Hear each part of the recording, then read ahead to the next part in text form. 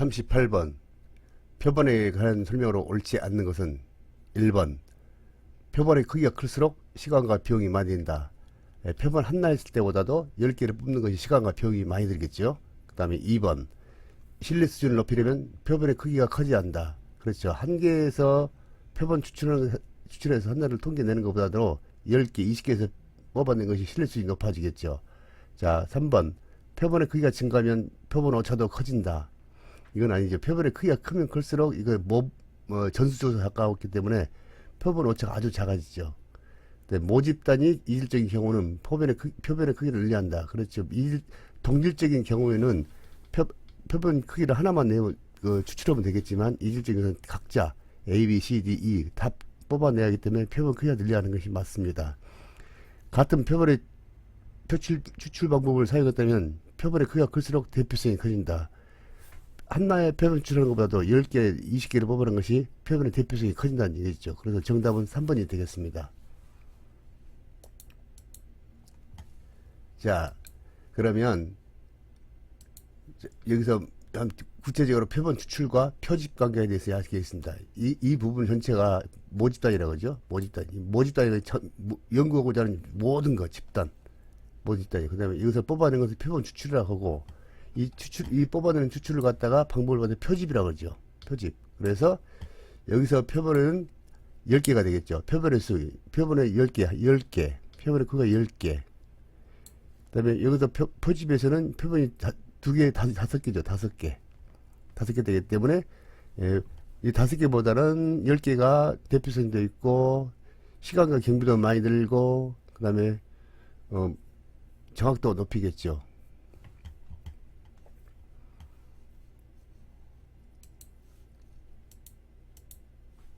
자, 그러면, 우리가 신뢰 구간이 뭐고, 유의수지 뭔가를 한번 봅시다. 도표에서 도표 신뢰 구간을 95%라고 하죠. 95%. 그게 95%가 뭐냐면 여기서부터 여기까지죠. 여기서부터 여기까지가 95%. 그 다음에 여기서부터 여기까지가 이 두 개. 상한 임계선과 하한 임계선. 이 두 개가 표본 신뢰 구간이죠. 여기서 시그마로 표현이고요. 신뢰 구간은 뮤라고 표현이죠. 그 다음에 95%니까 1%, 100%에서 95 빼면 5%가 남죠. 그럼 5%가 여기서 유의수준이라고 하죠. 그러면 여기서 오른쪽에서 상한 유의수준이 2.5. 여기도 2.5가 되겠죠. 마이너스 2.5.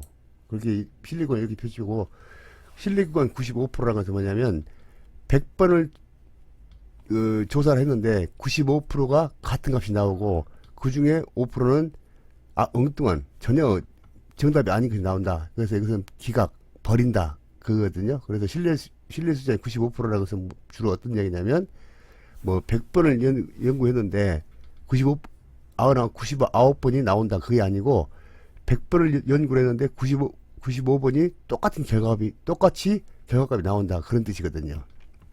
그래서, 이 부분을 갖다가 상한 임계치, 하한 임계치. 그렇게 보죠. 그래서 유의수준, 주로 이제 신뢰 수준과 유의수준 합하면 1%가 되겠죠. 1. 이게 0에서 1까지거든요. 100%.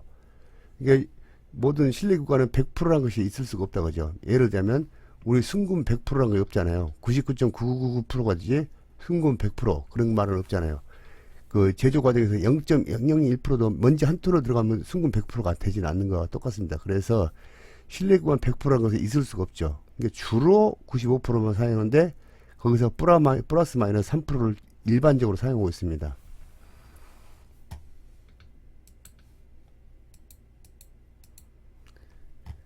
자, 다시 한번 또 이야기 설명해 드리자면, 신뢰 수준과 유의 수준. 여기 보세요. 여기서부터 여기까지가 90%.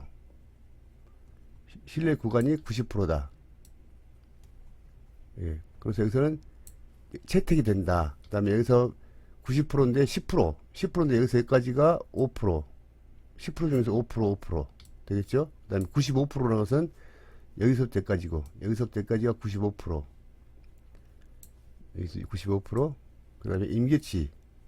100%에서 95로 빼면 5가 남잖아요. 5가 남으면 얘가 2.5, 2.5. 그래서 유의수율은 시그마에서 0.05, 어쩌고저쩌고 나가죠. 그 다음에 99%, 신뢰 구간이 90% 여기까지가, 여기서부터 여기까지죠. 여기서까지, 그 다음에 여기서까지. 그래서 이 부분에 드는 것은, 그 다음에 100%에서 99를 빼면은 1이 남잖아요. 그럼 0.1에서 0.05, 0.05. 그래서 기각, 버린다. 아무 의미가 없는 것이다. 그것보다 이것보다 유의수지라고 그러죠. 자, 유의수는 의미가 있다. 평균의 차이가 있다. 효과가 있다는 얘기거든요. 그 다음에 신뢰 수준과 유의사절은 거의 밀접하죠. 실과 반응 관계죠.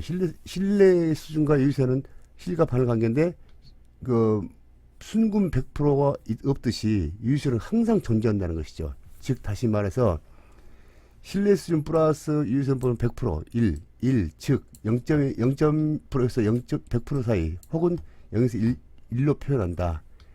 신뢰 수준 90%면 유의수는 10%가 된다. 그래서 10%가 되고, 신뢰 수준 95%면 유의수는 5%가 된다. 그 다음에 또한, 유의수준은 소수점을 표기한다. 뭐 10% 갖다 0.1로 표기한다든가, 5% 갖다 0.05로 표기한다. 따라서, 신뢰 수준은 90, 99% 이 세 가지로 표시하는데, 주로 95%를 사용하고 90.5% 그런 말은 없어요. 그리고 그다음에 플러스 마이너스 3, 플러스 3으로 그 표기하거든요. 3으로 쓰고 사용하고 있습니다. 자, 표본의 크기를 한번 봅시다. 표본의 크기는 아주 작은 숫자죠. 소수점이 아니라 소수, 아주 작은 숫자죠. 즉, 소수를 전체적으로 일반화한 것이다. 그러니까 여기서 표본을 쭉 아까 나왔지, 이 앞에 나온 것을 갖다가 이것을 뭐 5개 뽑았는데 이것을 일반화 하려면 공통적으로 사용할 수 있는 뭐 어떻게 해야 되냐, 그것을 갖다가 우리 논리적으로 이야기해 줘야 된다. 그 이야기를 표시하고 있습니다. 그다음에 표본의 크기는 적정해야 한다. 너무 크면 아까 말했지만 여기서 기억이 막 한 20개 30개 돼 있으면 거의 전수조사처럼 되죠. 그러면 이게 소수 집단에서는 표본을 추출할 필요 없이 바로 전체 전수조사를 하지만 집단이 크다 그러면 표본 추출해야 돼요. 그래서 너무 크면 전수조사가 되고 너무 적으면 표본의 대표성에 문제가 발생할 수 있다. 자, 신뢰수 95%는 100번 조사했는데 95%가 같은 값이 나올 것이다. 그러나 5%는 항상 필요 없는 거, 엉뚱한 수준이 나올 것이다. 5%는 항상 존재한다. 예, 신뢰 수준이 있으면 유의 수준은 항상 존재한다. 100%라는 게 없어요. 그 다음에 유의 수준, 엉뚱한 결과가 나올 것이다. 바로 아까 말씀드린 유의 수준, 그 다음에 즉 외적인 결과, 즉 신뢰 수준과의 상대적인 개념이다. 신뢰 수준을 높이려면 표본의 크기도 커야 한다.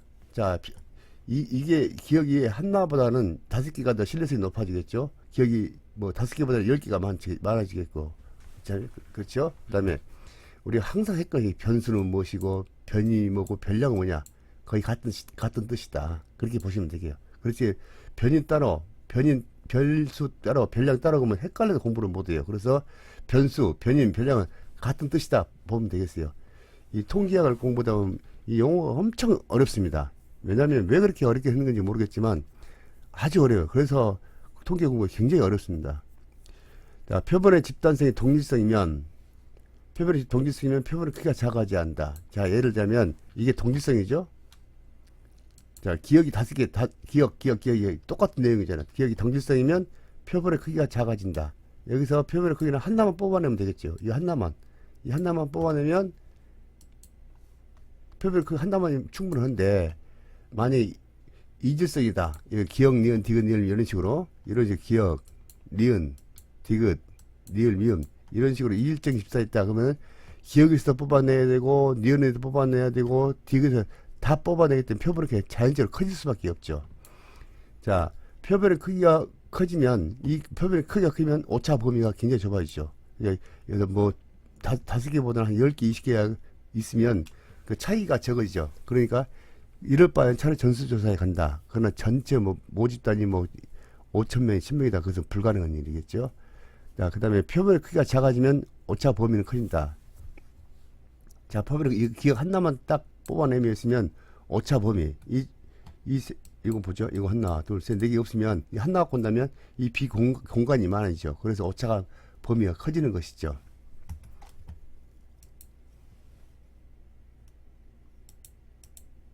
자, 표본 오차.